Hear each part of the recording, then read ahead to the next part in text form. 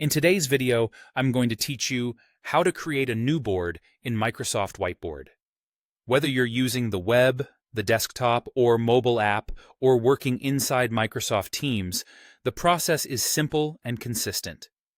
I'll walk you through what you'll see, why each step matters, and a few tips to keep things smooth. First, open Microsoft Whiteboard on the platform you prefer. In a browser, head to the Microsoft Whiteboard app or portal. On Windows, iOS, or Android, launch the Whiteboard app like you would any other app.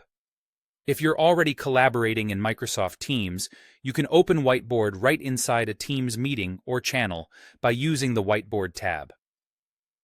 The interface might look slightly different depending on where you are, but the essentials are the same. Next, sign in with your Microsoft account. This is important because you need to be signed in to create and save boards. If you aren't signed in yet, Whiteboard will prompt you. Choose the account you want to use, and make sure it's the one where you intend to keep your work.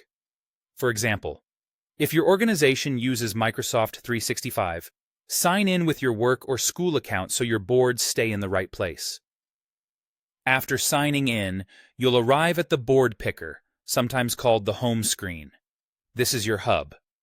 It shows your existing boards as tiles or thumbnails, so you can quickly recognize recent work.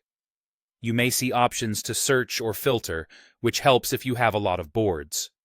Think of this area as your library, where new boards start and existing boards live.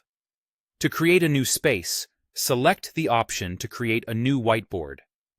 On the web or desktop app, look for a tile labeled Create New Whiteboard or a prominent plus button. On mobile, it often appears as a plus icon on the home screen.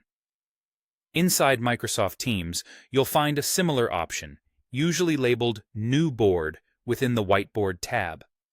If you're not seeing it right away, scan the page for a plus tile or a new board label. Microsoft places it where it's easy to reach. Once you select it, a blank board opens instantly. You can draw, type, add shapes, paste images, and drop sticky notes to organize ideas. The toolbar gives you pens, text, and other tools. Try a stylus or your finger on touch devices, and use your mouse or trackpad to pan and zoom. That's it.